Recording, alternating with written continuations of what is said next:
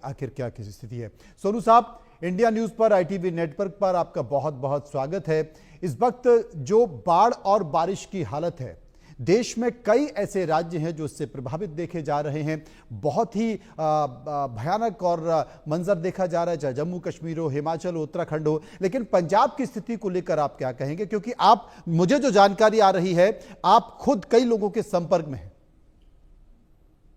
सबसे पहले तो यही कहना चाहूंगा कि पंजाब की स्थिति एक्चुअली बहुत खराब है, क्योंकि ना सिर्फ बारिश के कारण बल्कि जो डैम्स हैं वहां पे उसके कारण भी बहुत नुकसान हुआ है। करीबन 4 लाख एकड़ जो फार्म लैंड्स हैं वो दब चुके हैं। पंजाब की जो निजी रोजी रोटी लोगों की चलती है, वो वहाँ के पशु, उनके जो भैंसे उनसे दूध आता है उनसे चलती है, वो हजारों की गिनती में गुम हो गए हैं, मर गए हैं। और फिर घर बहुत बेशुमार टूट चुके हैं, और पानी इतना ज्यादा है कि अगर आप मदद करना चाहें तो पहुंचना भी बहुत मुश्किल होता है जी। मेरी सिस्टर मालविका भी जो वहां पर है, मैं भी कल सुबह वहां पर पहुंचूंगा। तो वहां तक पहुंचने के लिए कितनी भी आप मदद इकट्ठा कर लें, लेकिन ऐसे बहुत सारे गांव हैं, करीबन 1680 गांव हैं जो इससे इफेक्ट हुए हैं। बहुत सारे गांवों तक तो पहुंचना मुश्किल। अगर आप बोट्स में सामान लेकर भी जाएं तो आप कितना उसमें राशि रख सकते हैं ताकि आप लोगों को पहुंचा सके, वो एक बहुत बड़ा चैलेंज है।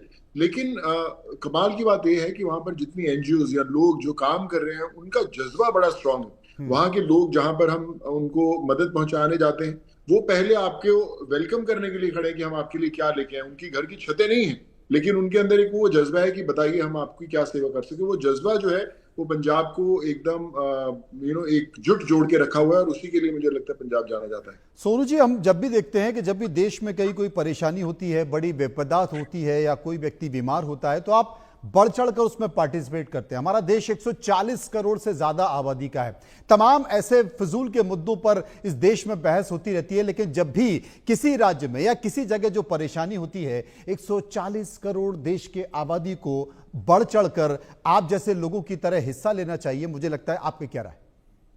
मुझे बड़ा जरूरी है। मुझे लगता है कि ईश्वर ने हमें इस लायक बनाया है कि हम दूसरों के लिए कुछ कर पाए, और अगर आप कर ही नहीं पाए तो क्या फायदा। मुझे लगता है कि जीवन आपका अधूरा है, और जो खुशी मिलती है जब आप उम्मीद किसी के लिए बनते हैं, तो उससे ऊपर कोई चीज नहीं है। मुझे लगता है कि लोगों के अंदर वो जज्बा मुझे बहुत देखने को भी मिलता है, और देश तभी बेहतर हो सकता है जब हम सोचे। अक्सर हम सरकारों पर उंगली उठा देते हैं कि वो सरकार कैसे करेगी या जिले की सरकार कैसे करेगी, बट मुझे लगता है कि हमें एज इंडिविजुअल्स, एज नागरिक, खुद एक कंधे पे अपने वो जिम्मा उठाना चाहिए कि तकलीफें किसी भी प्रांत में हो, चाहे वो जम्मू कश्मीर में हो, उत्तराखंड में हो, हिमाचल में हो या पंजाब में हो, हम आप तक पहुंचेंगे। और फिर अपने आप रास्ते जुड़ने शुरू होते हैं, अपने आप लोग जुड़ने शुरू होते हैं, और फिर बदल जाता है। तो मुझे लगता है कि वो मैंने कोविड के दौरान सबसे बड़ी सीखी कि ना सिर्फ हम अपने घर की आगे की सफाई करें या अपने स्टेट की सफाई करें, पूरे देश में जहां पे भी आप पहुंचना चाहिए मदद करेंगे तो आपको रास्ता ऊपर वाला दिखाई देगा।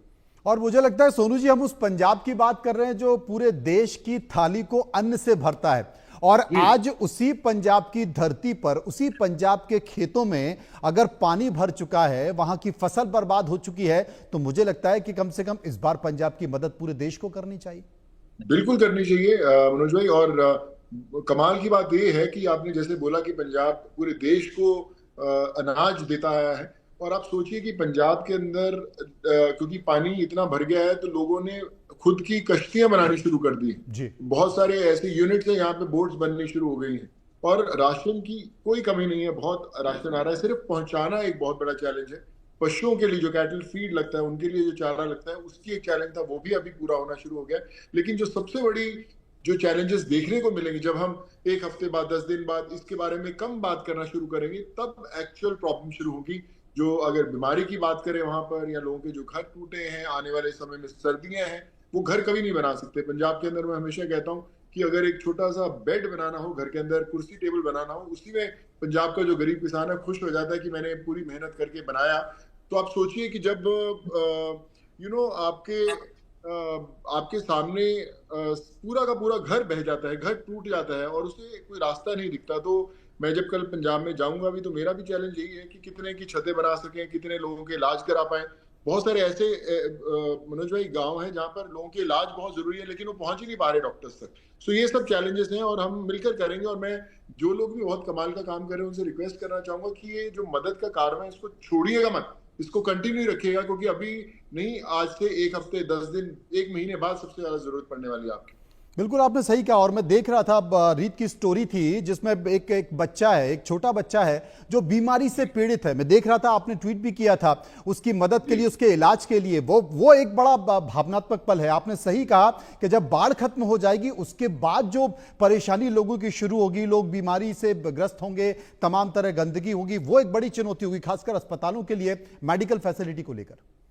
बिल्कुल भाई, जैसे वो आप जिस बच्चे की बात कर रहे हैं, मैं कल वहां पर उनके घर भी जाने वाला हूँ। मुझे जी। पता है थोड़ा मुश्किल है लेकिन मैं जाने वाला हूँ। जी। लेकिन आप सोचिए कि उन माता पिताओं की कितनी मुश्किल समय होगा कि वो बच्चे का इलाज कराने के लिए पहुंच ही नहीं पाते, या उनके पास पैसे ही नहीं है। जो फसल बीज रहे थे जिससे अपने बेटे का इलाज कराएं, वो फसल डूब गई है। जिस घर में बेटे का ध्यान रखते तो घर की छत गिर गई है। सो इस समय में अगर हम मिलजुल कर आगे उनकी मदद के लिए नहीं आएंगे तो फिर तो मुझे लगता है कि हमारा जो जीवन है वो व्यर्थ है। और मुझे लगता है सोनू भाई, सबसे बड़ी जो चिंता की बात है, क्योंकि जो पंजाब में दिखाई दे रहा है, पहाड़ों जी से जो पानी आ रहा है, जिस तेजी के साथ पानी आ रहा है, नदियों में उफान बना हुआ है, मुझे लगता है कि पर्यावरण फिर वही चिंता की विषय है जिस पर शायद सरकारों का ध्यान सबसे अंतिम समय में जाता है और वही चुनौती बन जाता है और इतनी बड़ी त्रासदी लेकर आता है। मुझे लगता है कि जो सबसे बड़ी सीख हम सबको सीखनी चाहिए, या सरकार को या लोकल बॉडीज को सीखनी चाहिए, वो है वहां का ड्रेनेज सिस्टम। आज जब डैम्स में पानी बढ़ा और पूरे गांव में भर गया, तो अगर ड्रेनेज बहुत कमाल के होते तो शायद होता नहीं। तो मुझे लगता है इस सीख से, जो हमें बहुत महंगी मिली है सीख, लेकिन हम आने वाले समय में अगर वो ड्रेनेज सिस्टम पूरे उन सिटीज का बेटर कर पाए तो मुझे लगता है कि इतना बड़ा नुकसान नहीं होगा। ये बड़ा मुद्दा आपने कहा है, क्योंकि जो देश की आर्थिक राजधानी है मुंबई, वो भी ड्रेनेज सिस्टम से परेशान है। वहां पर सड़कों पर पानी भरा हुआ है। गुड़गांव की स्थिति देखिए, हाईटेक सिटी कहा जाता है लेकिन वहां किलोमीटर तक पानी भरा हुआ है। यही स्थिति दिल्ली की है, जहां पर लुटियन जोन में हमारे देश के केंद्रीय मंत्री, प्रधानमंत्री, तमाम लोग रहते हैं। 1 घंटे अगर बारिश हो जाए तो वो झील और तालाबों में तब्दील हो जाता है। हम स्मार्ट सिटी की बात तो करते हैं, लेकिन हमारे देश में इन्हें शहरों का ड्रेनेज सिस्टम ठीक नहीं है। मुझे लगता है सरकारों को बड़े काम की जरूरत है। प्रधानमंत्री देखिए, बिल्कुल मनोज भाई, जैसे आपने बोला कि ये सीख है। हमें जो भी जिंदगी में परिवर्तन आते हैं कोई ना कोई एक पाठ पढ़ा के जाता है। तो मुझे लगता है इन बारिशों ने, इन त्रासदी ने हमें एक पाठ पढ़ाया है कि हम अपने देश को, दिल्ली की बात हो, मुंबई की बात हो, पंजाब की बात हो, या किसी की, ड्रेनेज सिस्टम पे तुरंत काम शुरू होना चाहिए और अगले 6 महीने के अंदर वो बदलाव आने चाहिए, ताकि उसके बाद बोले कितना भी पानी आए ना करे। तो मुझे लगता है कि अगली बार हम जब मिले तो हम इस बार में तारीफ करें कि ड्रेनेज सिस्टम कितना कमाल हो गया, रेदर देन ये कि भैया देखिए वापस दिल्ली की सड़कें और मुंबई की सड़कें झीलों में परिवर्तन हो गई। सोनू भाई, एक सवाल मैं आपसे पूछना चाहता हूं, बड़ा महत्वपूर्ण सवाल है। और वो सवाल ये है कि देश में वैसे तो बहुत सारी बीमारियां हैं, लेकिन हमारे देश में एक बड़ी बीमारी है जिसे राजनीति भी कहते हैं। पंजाब में आम आदमी पार्टी की सरकार है, देश में एनडीए की सरकार है। अब इस बाढ़ के समय मैं देख रहा हूं तमाम राजनेताओं के बयान भी आ रहे हैं कि साहब, पंजाब में जो आम आदमी पार्टी की सरकार है उसने कोई काम नहीं किया, विकास में काम नहीं किया। तो जो लोग डूब रहे हैं, जो लोग परेशान हैं, जो खाने को तरस रहे हैं, जिनके पास रात में सोने की कोई जगह नहीं है, उनकी जो सोने की जो बिस्तर है वो पानी में तैर रहा है, और यहाँ राजनीति में आरोप प्रत्यारोप का दौर चल रहा है। देखिए, वही तो एक दुख की बात है कि हम, उंगली उठानी बड़ी आसान है, हाथ थामना बड़ा मुश्किल है।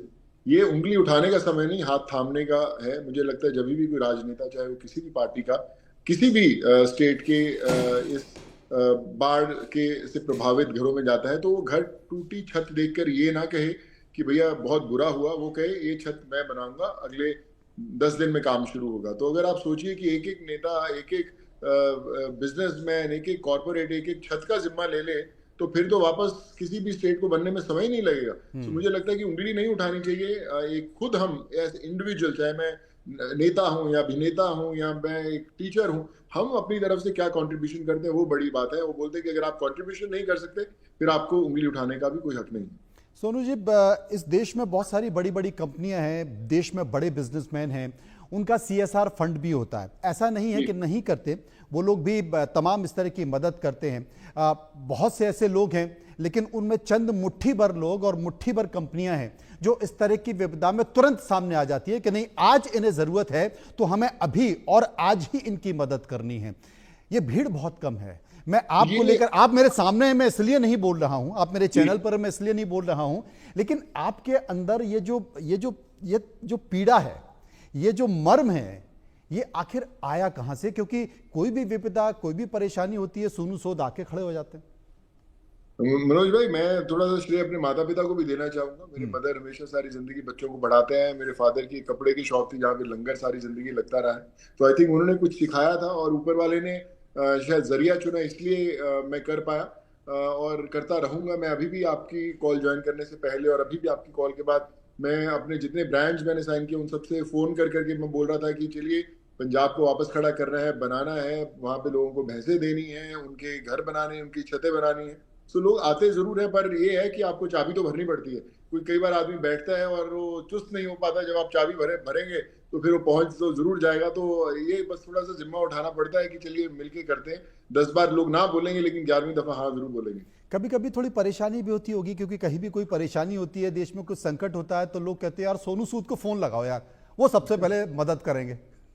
नहीं मनोज भाई, परेशानी नहीं होती। जब हाँ। बोलते हैं कि जब आपके कंधे पर एक विश्वास रूपी ताकत होती है तो रास्ता भी ईश्वर खुद ही निकालता है। तो मुझे लगता है कि अगर लोग सोचते हैं कि मेरे उनसे बात करने से उनकी परेशानी दूर हो सकती है, तो मुझे लगता है कि ईश्वर ने बहुत सही काम के लिए मुझे चुना है।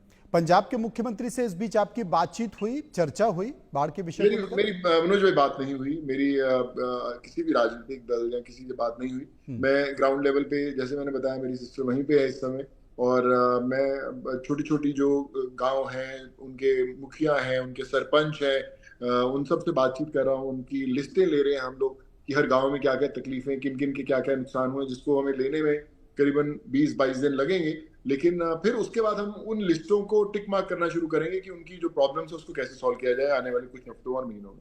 आपने अब तक क्या तैयारी की है? वहां कौन कौन सा इलाका है जो ज्यादा प्रभावित है, और वहां पर कितने लोगों को लगाया है ग्राउंड लेवल पर जाकर कि जिससे मदद की जा सके? और आप कल कब जा रहे हैं, आपका प्रोग्राम क्या है?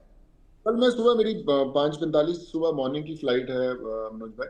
तो मैं सुबह पहुंचूंगा 7:30-8 बजे अमृतसर के पास। फिर अमृतसर के आसपास के एरिया में जाएंगे, फिरोजपुर के आसपास के एरिया में हम लोग, सिस्टर 3 दिन से चक्कर लगा रही है, टिल्ली गुलाम पिंड है, और भी कई सारे गांव हैं। कल हम लोग अभी मैं आज रात बैठ के पूरा मैप बनाएंगे कि किस गांव से कैसे जा सकते हैं। क्या होता है कि जब सड़कें होती तो आपको पता होता है कितना समय लगेगा, आपको एक आइडिया होता है, पर जब आप वहां पर पहुंचते हैं आपको आइडिया नहीं है कि आप पहुंचेंगे कैसे वहां पर। सो एक रोड मैप बनाने की कोशिश की है। रोड मैप नहीं, अभी मैं वाटर मैप की बात करूंगा कि वो बनाने की कोशिश की है, वहां पर पहुंचते हैं।